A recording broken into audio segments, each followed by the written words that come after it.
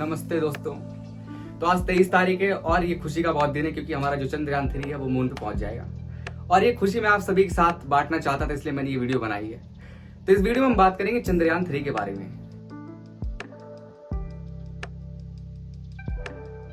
हमारा चंद्रयान 3 लॉन्च हुआ था।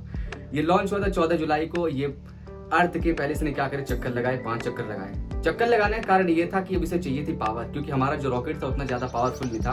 तो उसने ऑर्बिट का इस्तेमाल करा, उसके चक्कर लगाए, चक्कर लगाने के बाद 5 चक्कर लगा और फिर सीधा गया मून के पास।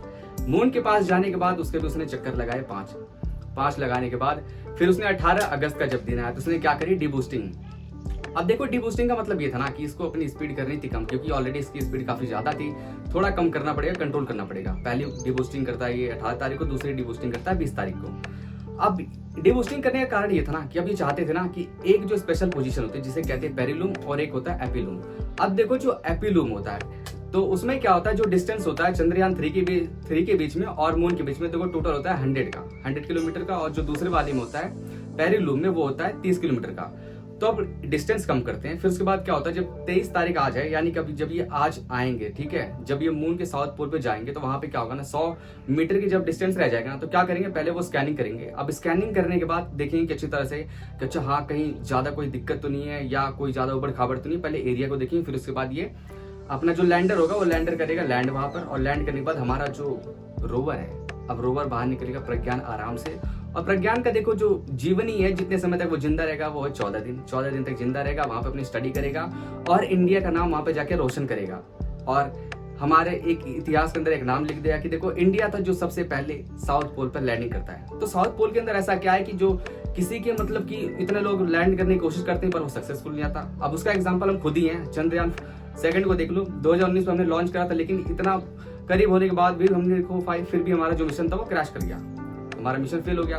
अब उसके बाद देखो अब हमारे ये जो दोस्त है, जिसे हम दोस्त बोलते हैं, रशिया, उसने भी अपना मिशन लॉन्च करा था लूना 25 के नाम से।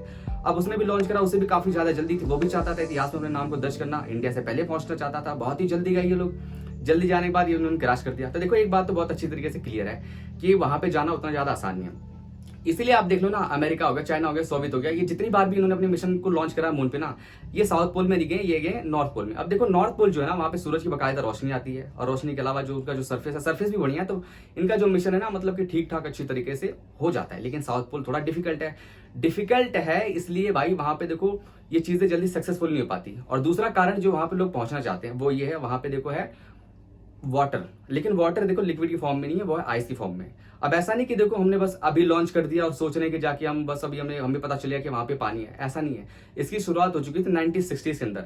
तो अमेरिका के जो साइंटिस्ट है उन्हें लगता था ना कि देखो मून के अंदर है, मून पे है वाटर, ठीक है। तो उसके लिए देखो अपोलो जब मिशन लॉन्च हुआ था, तब जब अपोलो का मिशन वहां पे गया तो वहां से जो भी ये सैंपल लेके आया, सैंपल जब अर्थ पे लेके आए तो कहा कि चलो ठीक है अब जरा सैंपल को जरा चेक करते हैं कि मतलब कि क्या इसमें वाटर है या नहीं है। लेकिन जब उसकी रिसर्च करते उसके बारे में जब जानकारी निकालते हैं तो देखो उसमें कुछ मिलता नहीं उन्हें, वो पूरी तरह से ड्राई होता है। लेकिन कहते हैं ना कि फिर मतलब कि इंसान के दिमाग में चलता है कि एक बार जरा दोबारा चेक कर लो। तो साल 2008 आता है ना, तो साल 2008 के अंदर क्या करते हैं, उसे दोबारा से चेक करने लगते हैं।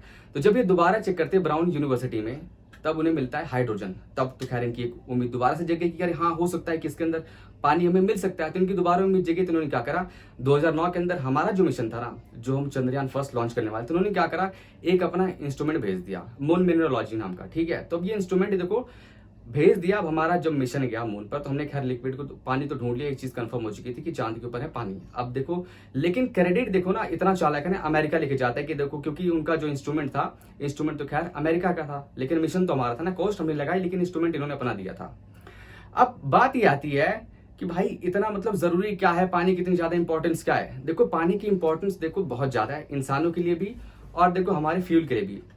हम चाहते हैं कि मार्स पे जाएं, मार्स पे जाके क्या कॉलोनी बनाइए जो अपनी रिसर्च करें, या मून पे भी जाते हैं अपनी रिसर्च करने के लिए। तो देखो अगर मान लो कि वहां पे हमें लिक्विड मिलता है, या आइस की फॉर्म में मिले या जिस फॉर्म में मिले, तो अगर मान लो आइस की फॉर्म में अगर वो है तो हम क्या कर सकते हैं, उसका हम फ्यूल के रूप में इस्तेमाल कर सकते हैं। अब मान लो हमें मिल गया फ्यूल, अब फ्यूल मिल गया तो इसका मतलब देखो हम जो भी मिशन करते थे तो बेसिकली कितने दिन तक कोई मिशन रहेगा डिपेंड करता है कि मतलब किसके पास फ्यूल कितना है। अब मान लो कि हमें वहीं पे मिल गया एक, जब वाटर की फॉर्म में जब आइस मिल गई है तो पहले से अगर हमें वो चीज मिली तो इसका मतलब कि हमारा जो मिशन वहां पे काफी समय तक और रुक सकते हैं। दूसरी बात उसका देखो इस्तेमाल हम ऑक्सीजन की तरह कर सकते हैं। हम उससे ऑक्सीजन मतलब कि उसे ब्रेक करेंगे, हाइड्रोजन और ऑक्सीजन में उसे कन्वर्ट कर सकते हैं। उसके अलावा फ्यूल हो गया, फ्यूल के बाद फिर देखो ये सारी चीज़ों को हम क्या करेंगे, फ्यूल के रूप में यूज़ करेंगे। यूज़ करने के बाद सीधा मार्स पे जा सकते हैं।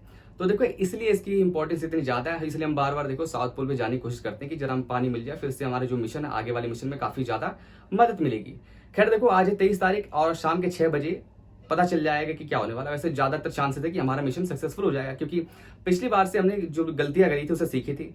क्योंकि देखो पिछली बार का जो हमारा लैंडर था उसके पहिए 4 थे, या बोल सकते हो उसकी टांगे 4 थे। इस बार टांगे थोड़ी ज़्यादा हैं, तो पॉसिबिलिटी भी ज़्यादा है कि हमारा मिशन सक्सेसफुल हो जाएगा। तो खैर इस वीडियो में बस इतना ही। देखने के लिए धन्यवाद।